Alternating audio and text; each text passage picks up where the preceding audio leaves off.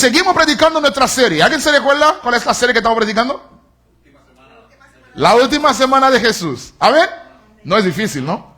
La última semana del ministerio público de Jesús, que representa la gran porción de los 4 evangelios.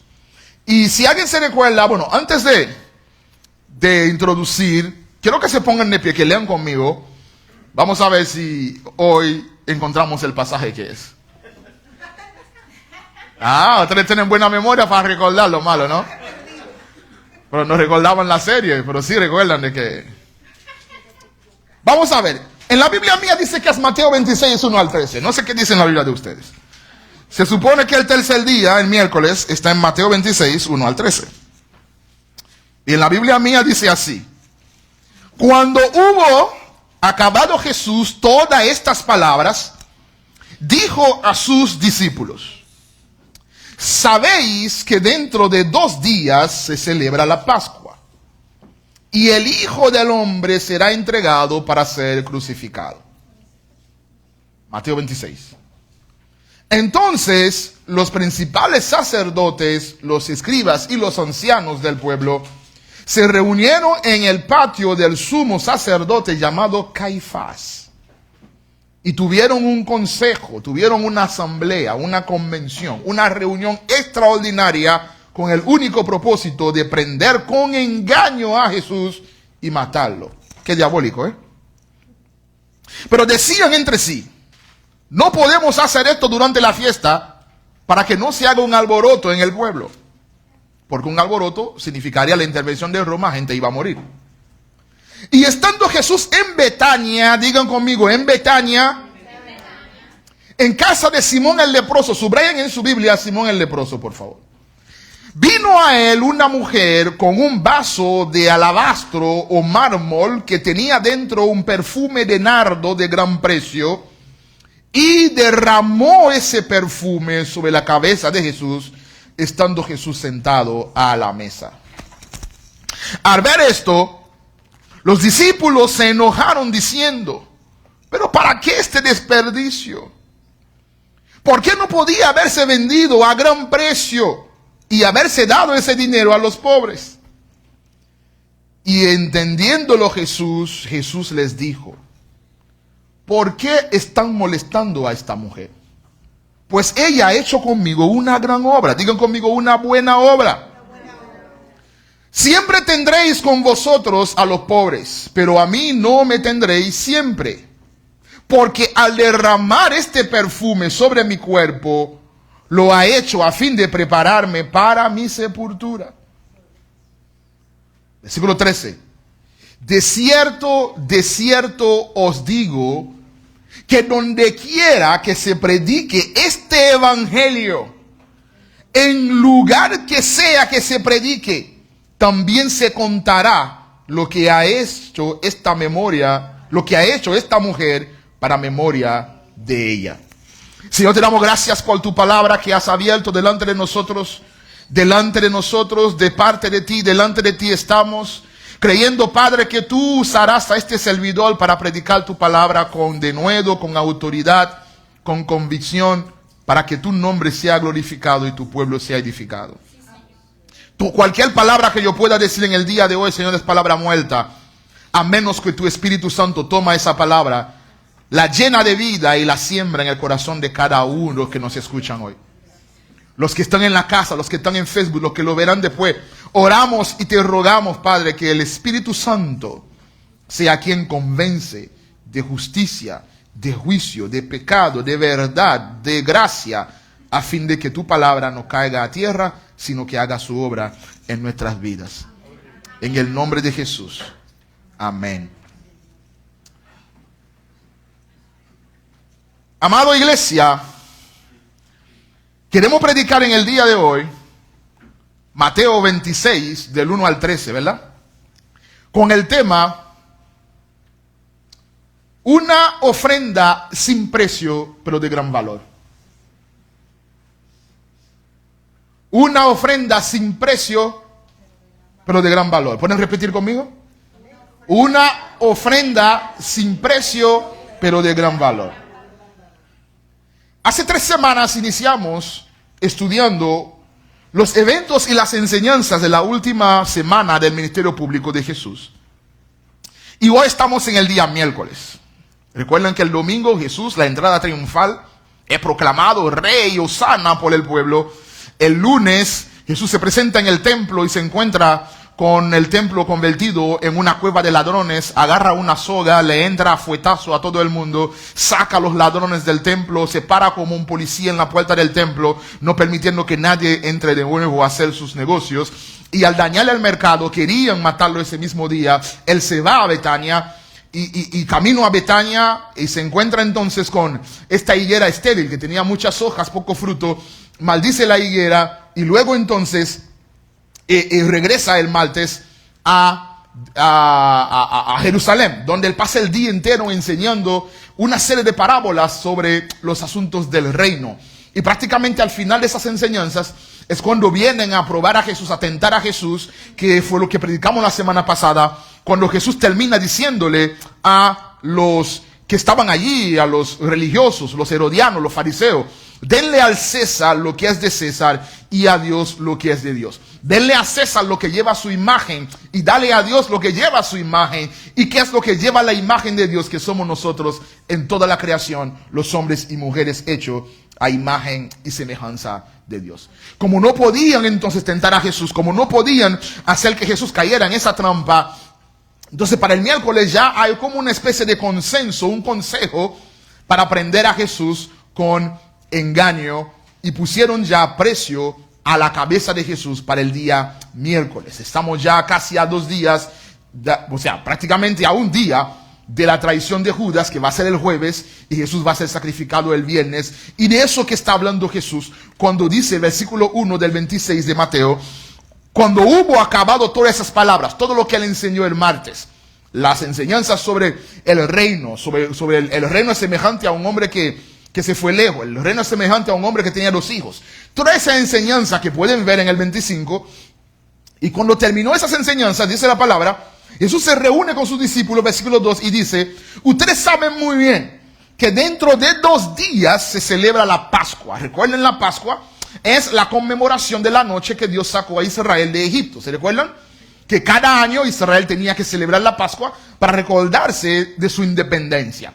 Es su fiesta de independencia. Es una fiesta nacional en la cual viajan judíos del mundo entero y van a Jerusalén para celebrar la Pascua. Por lo tanto, había mucha gente en Jerusalén escuchando esas enseñanzas de Jesús.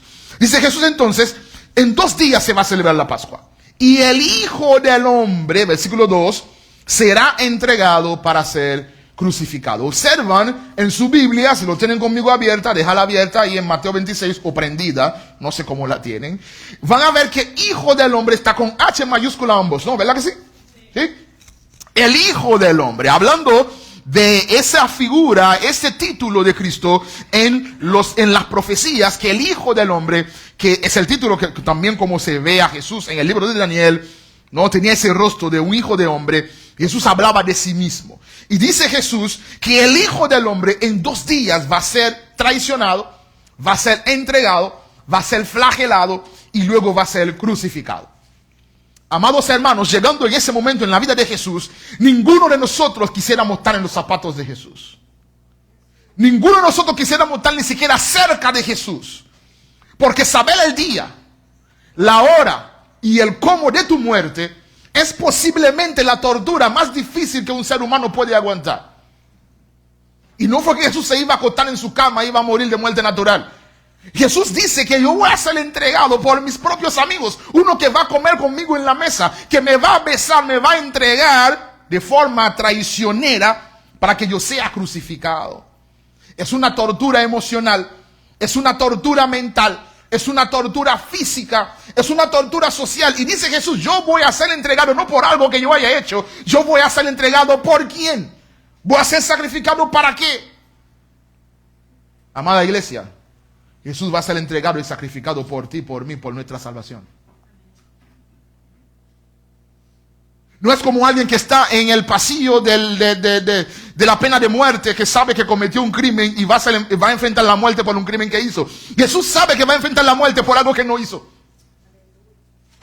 Porque el pasaje dice claramente: están buscando consenso para prender a Jesús y entregarlo con engaño, con mentira. Y cada vez que tú y yo escogemos vivir una vida de espalda a la voluntad de Dios, estamos haciendo exactamente lo que hicieron aquellos que entregaron a Jesús con engaño. Nuestra salvación, iglesia, le costó al Padre la vida del Hijo. Le costó al Padre la muerte de Emmanuel, Dios con nosotros. Le costó al Padre la vida de Jesús para que tú y yo tengamos vida eterna. Es un regalo sin precio, nuestra salvación. El versículo 3 dice, entonces los principales sacerdotes, los escribas y los ancianos se reunieron en el patio del sumo sacerdote llamado Caifás. Lo que estamos leyendo acá es terrible, es catastrófico. Mira quiénes son, los principales sacerdotes, los escribas y los ancianos del pueblo. Son la gente encargada de velar que se cumpla la ley, que se haga justicia, que las cosas se hagan bien. Hello. Los sacerdotes, los encargados de llevar al pueblo ante Dios, de llevar el sacrificio. Los escribas, los encargados de interpretar la ley, de leer la palabra al pueblo. Los ancianos es el tribunal supremo que se sienten en la puerta de la ciudad para juzgar los asuntos que el pueblo no puede juzgar. Cuando alguien vende una tierra y lo engañan, van donde los ancianos. Cuando un hombre quiere repudiar a su mujer, van donde los ancianos. Cuando alguien compra cualquier bien y la cosa no sale bien, ellos son el tribunal supremo. O sea, los estandartes de la moral de la sociedad, que deberían estar defendiendo la justicia y la verdad, son los que van y se sientan juntos, hacen un consejo para matar a Jesús con engaño. Hicieron una asamblea nacional y había un solo tema en la agenda: prender a Jesús con engaño para matarle. Amados, cuando los hombres que debieron temer a Dios temían más al pueblo que a Dios, amaban más su posición que el temor que tenían a Dios, la corrupción del pueblo es algo totalmente inevitable. Cuando la fama es más importante para ti que el temor de Dios, tienes problema. Cuando la aceptación es más importante para ti que el temor de Dios, tienes problema. Cuando para ti la consagración a Dios pasa a un segundo plano, tu vida corre peligro. Estas autoridades no tenían temor de Dios y tratan de condenar a un hombre con falso testimonio. Se olvidan de que los 10 mandamientos decían en el número 9, no hablarás contra tu prójimo falso testimonio. Se olvidaron de que el 9º mandamiento decía, no calumniarás a tu prójimo, no hablarás chisme contra tu prójimo, no criticarás a tu prójimo sin razón. Ellos se olvidaron de toda la ley y se sentaron a buscar excusas para condenar a Jesús sin razón. Ahora, si eso fue Jesús, el hombre más perfecto, más justo, más santo, más amoroso, más auténtico que ha pisado la tierra, ¿qué podemos esperar tú y yo? Señores, el ser humano encontró una razón para odiar a Jesús. Y tú quieres caerle bien a todo el mundo. Tú no eres un billete de 100. Lo único que todo el mundo quiere es un billete de 100. Pero si la gente encontró una razón para odiar a Jesús, ¿qué podemos esperar tú y yo? Lo quieren condenar con engaño. Lo quieren condenar con trampa. Perdieron todo límite y toda frontera moral. La Biblia dice que el temor de Dios es el principio de toda sabiduría. Cuando el temor de Dios desaparece, la sabiduría que el hombre puede profesar es simplemente corrupción, engaño y maldad. El temor de Dios es aborrecer el mal. Y cuando tú quieres hacerle el mal al prójimo, es porque ya no hay temor de Dios en tu corazón. Cuando temes a Dios, aprendes a amar como fuiste amado, perdonar como fuiste perdonado, pero no engañar, como pasó con esos religiosos. Ahora, ¿cuál es el escenario? El escenario dice así, ¿no? Versículo 6. Y estando Jesús en Betania, Jesús iba siempre entre Betania y Jerusalén en la última semana. Lo pasó entre Betania y Jerusalén. Iba a Jerusalén a meterse en problemas y después iba a Betania a descansar un poquito, ¿no? Entonces en Jerusalén se mete en problemas el lunes, va a Betania el lunes en la noche. Regresa el martes, se mete en problemas y vuelve a Betania el miércoles. Entonces está en Betania y dice el texto Porque son como 2 millas, más o menos, que había entre Betania y Jerusalén, y se podía caminar sin problema, no como nosotros hoy que no caminamos nada. Pero en esos tiempos se caminaba. Entonces Jesús está en Betania, y dice el texto, versículo 6, que él está en casa de un tal Simón el leproso. ¿Lo ven en su Biblia? Está en casa de un tal Simón el leproso. Cuando yo leía ese pasaje en la semana estudiando el texto, me llamó la atención que dice que Jesús, 2 días antes de la Pascua, se va con su discípulo y con un grupo de gente a casa de Simón el leproso. Eso para mí no tiene sentido. Pero Señor, ¿pero qué hace Jesús en casa de Simón el leproso? Nadie va a casa de un leproso. No se puede ir a casa de un leproso, mucho menos 2 días antes de la Pascua. Porque Levítico 14 considera a un leproso como alguien impuro.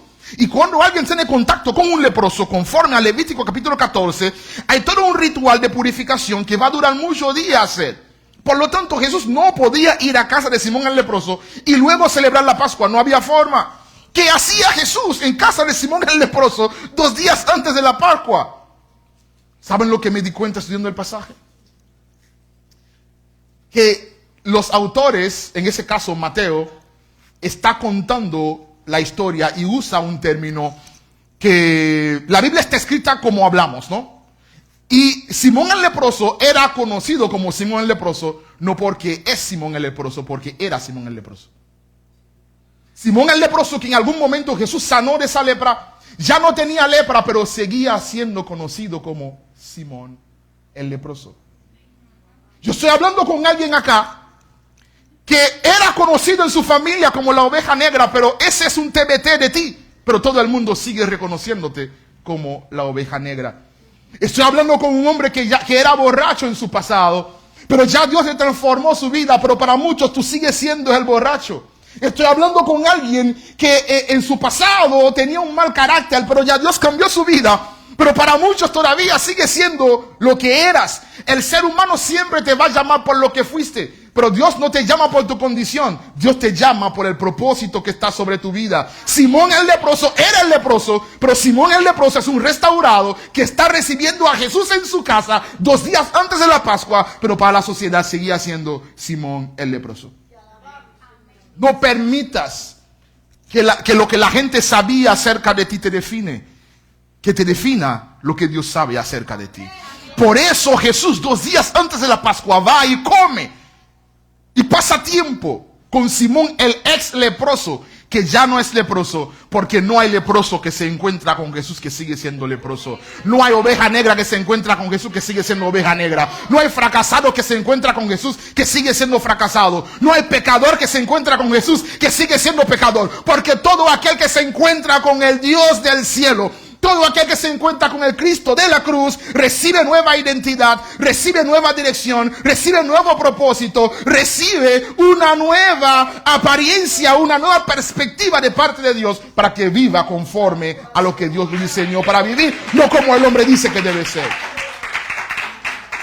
Así que dile a la gente, tú tienes que actualizar la fotografía que tienes en tu mente acerca de mí.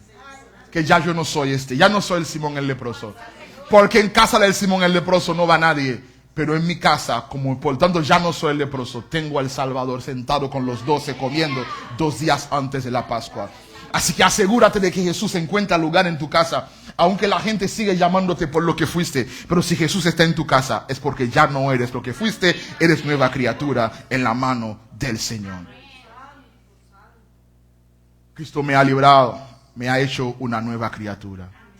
Entonces Simón, que era leproso, pero para mucha gente mantiene ese apodo, mantiene ese nombre. Qué triste. Ahora, estando en casa de Simón, el leproso, que ya no es leproso, dice la palabra, versículo 7, que vino a él una mujer con un vaso de alabastro. Es el material, ¿no?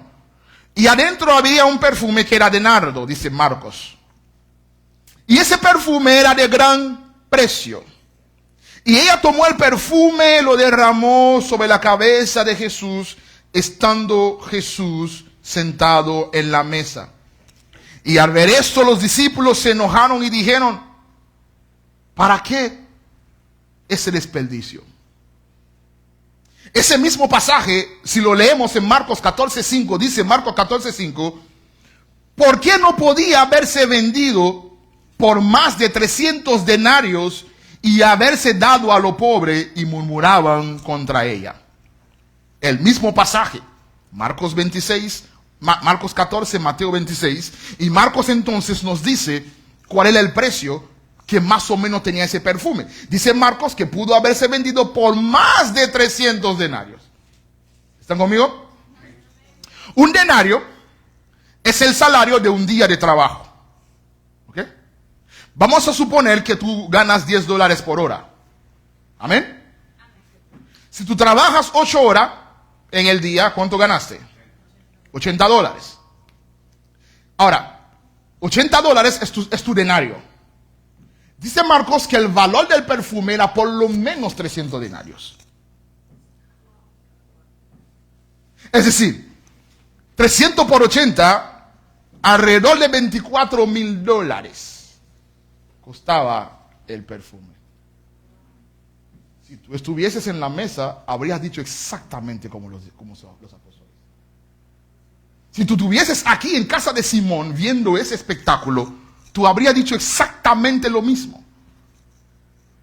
$24,000 derramados en la cabeza de Jesús. Siendo sincero, vamos a sincerarnos. Hasta yo, de haber estado ahí, habría tenido la misma reacción que los discípulos. Pero, déjame hacer una pregunta, iglesia. ¿Alguien aquí sabe qué es regalarle a un rey?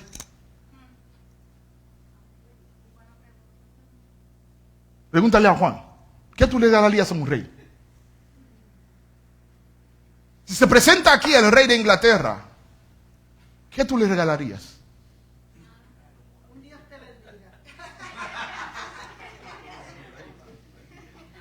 Si no sabemos qué regalarle a un rey, ¿cómo nos atrevemos a ponerle precio a una ofrenda que le damos a Dios?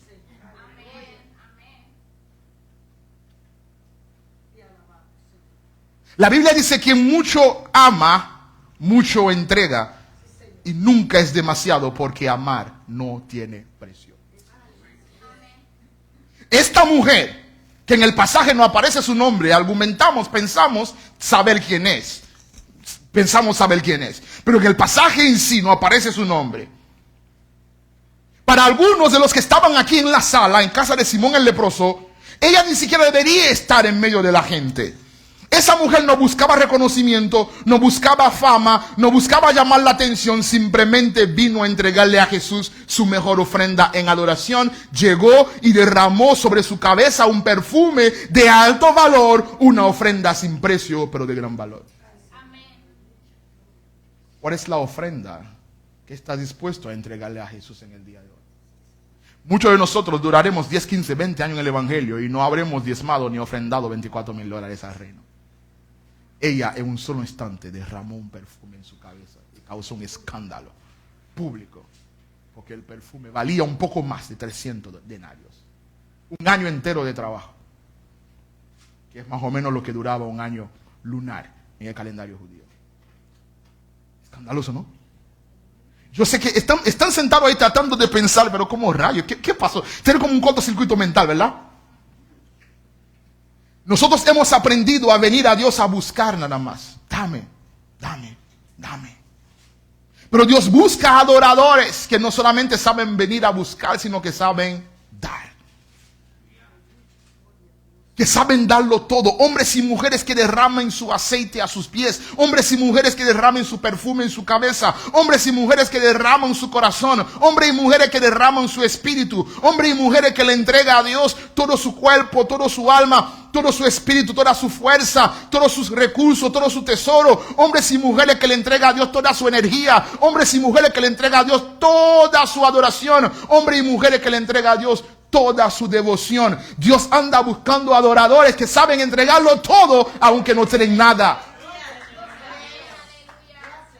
Adoradores que lo entregan todo con obediencia, con santidad, con sinceridad, con honestidad, con entrega, con pasión, con sacrificio, pero que vienen ante Dios y le dice: tuyo soy, toma todo lo que tengo, porque todo lo que tengo como quiera te pertenece a ti. Amados hermanos, amada iglesia, no retengan el aceite, no retengan el perfume. Derrama su perfume, derrama su corazón, derrama su obediencia, derrama su adoración, derrama todo lo que tienen ante Dios, porque la única forma que podamos recibir todo de Dios es cuando le damos a Dios todo lo que somos, todo lo que queremos, todo lo que soñamos, todo lo que anhelamos, porque en la medida que damos a Dios es en la medida que recibimos de parte de Dios.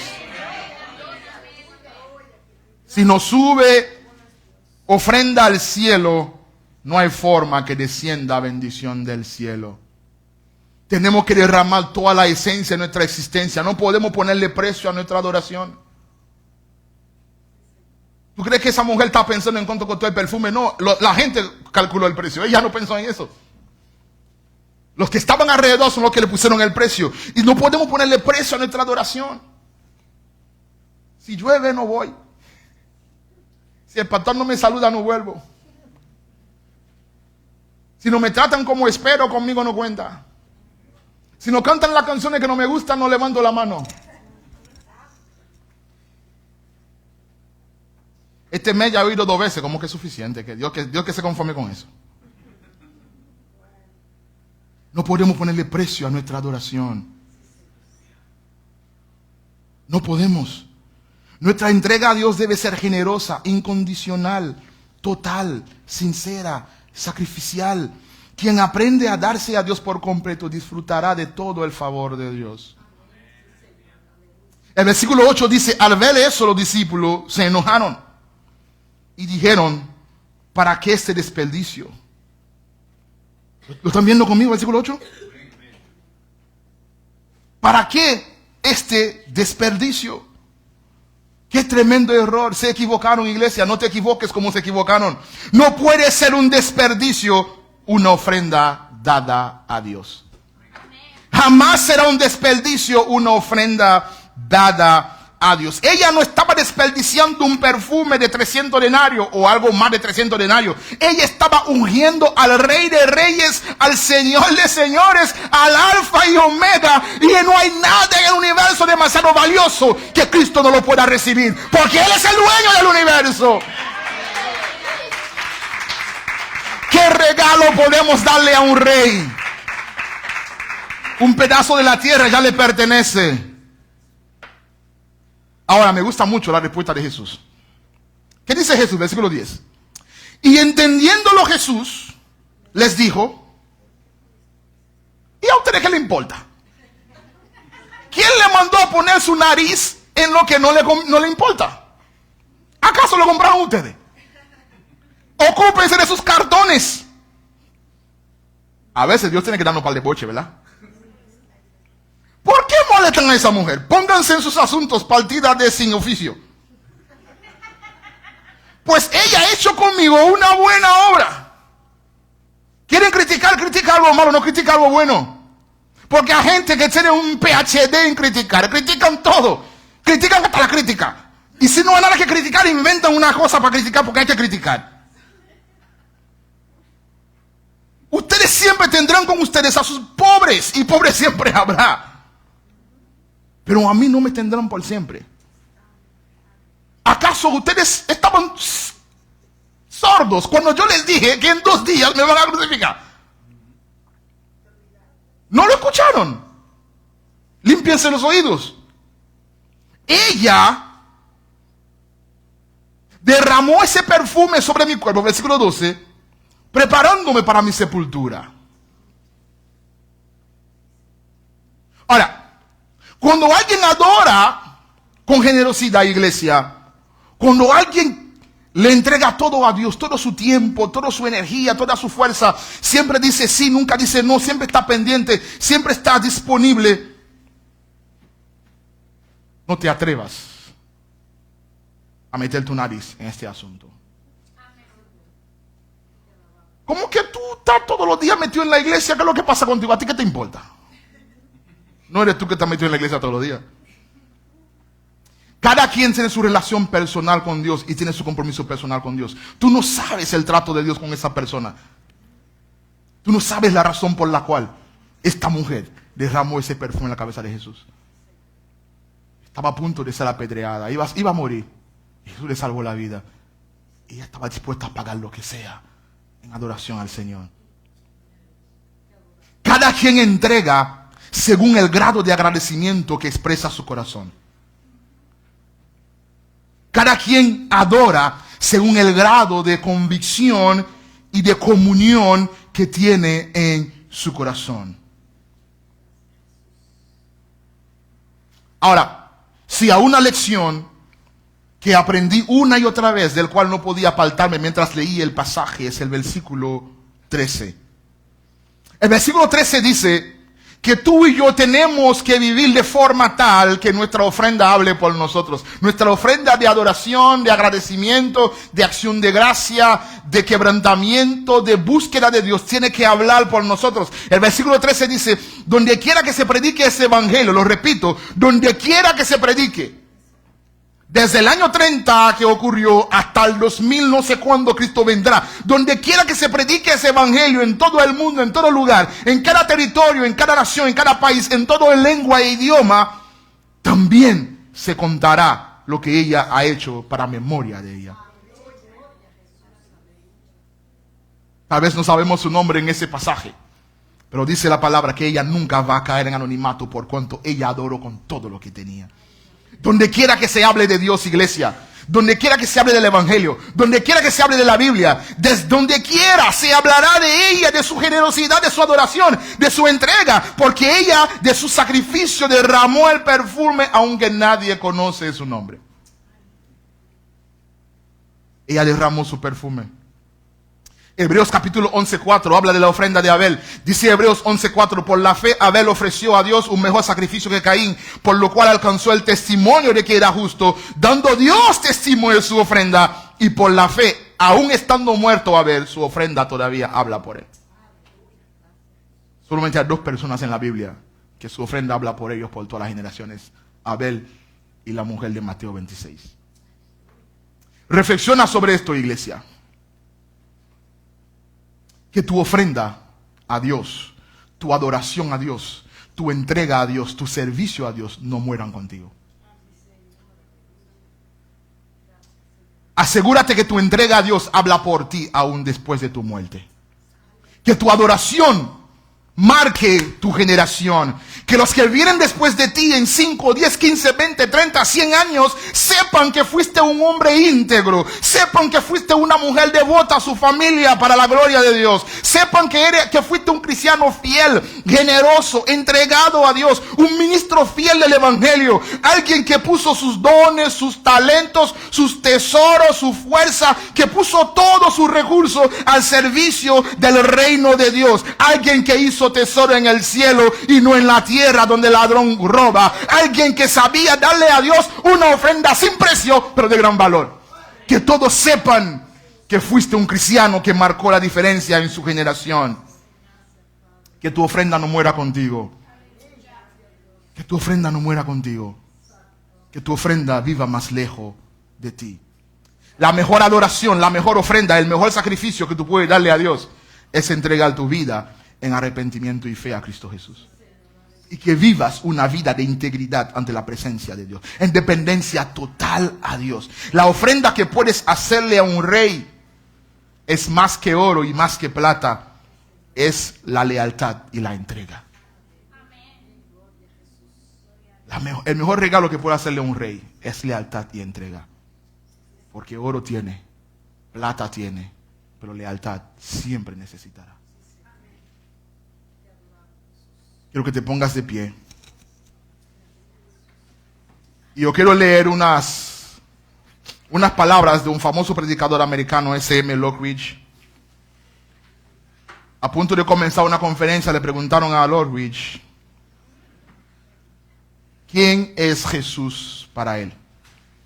Y dice Lockridge, la Biblia dice que mi rey es el rey de los judíos, es el rey de Israel. Es el rey de justicia, es el rey de los siglos, es el rey de los cielos, es el rey de gloria, es el rey de reyes, es señor de señores. Este es mi rey. Me pregunto, ¿lo conoces? Mi rey es un rey soberano. No hay manera de medir su amor ilimitado. Él es perdurablemente fuerte, totalmente sincero, eternamente firme, inmortalmente lleno de gracia e imperialmente poderoso, imparcialmente misericordioso. Me pregunto, ¿lo conoces? Es el mayor fenómeno que ha cruzado el horizonte del mundo. Él es el Hijo de Dios, el Salvador de los pecadores, la pieza central de la civilización. Es incomparable, no tiene precedente. Es la idea más elevada de la literatura, la personalidad más alta de la filosofía, la doctrina fundamental de la teología. Es el único calificado para ser Salvador, todo suficiente. Me pregunto, ¿lo conoces? Él da fuerza a los débiles. Está disponible para los tentados y afligidos. Él compadece y salva, fortalece y sostiene, guarda y guía, sana a los enfermos, limpia a los leprosos, perdona a los pecadores, absuelve a los deudores, liberta a los cautivos, defiende a los débiles, bendice a los jóvenes, sirve a los desafortunados, guarda a los ancianos, recompensa a los diligentes, embellece a los humildes. Te pregunto, iglesia, ¿lo conoces? Mi rey es la clave del conocimiento, la fuente de la sabiduría, la entrada a la libertad, el sendero hacia la paz, el camino de justicia, la autopista hacia la santidad, la puerta a la gloria. Su vida es incomparable, su bondad es ilimitada, su misericordia es eterna, su amor nunca cambia, su palabra nos basta, su gracia es suficiente, su reino es justo, su yugo es fácil y su carga es ligera. Me gustaría describírtelo, pero es indescriptible, es incomprensible, es invencible, es irresistible. No puedes sacarlo de tu mente, no puedes quitarlo de tus manos, no puedes sobrevivir sin él y no puedes vivir sin él. Yo te pregunto otra vez, ¿lo conoces? Los fariseos no podían soportarlos, pero se dieron cuenta que no podían detenerlo ni con traición. Pilato no pudo encontrar ninguna falta en él. Herodes no pudo matarlo. La muerte no pudo retenerlo. Y la tumba no pudo vencerlo. Él es mi rey. Él es mi rey. Este es mi rey. Jesucristo, Rey de gloria. Yo te pregunto, iglesia, ¿cómo te atreves a ponerle precio a un tributo a este rey?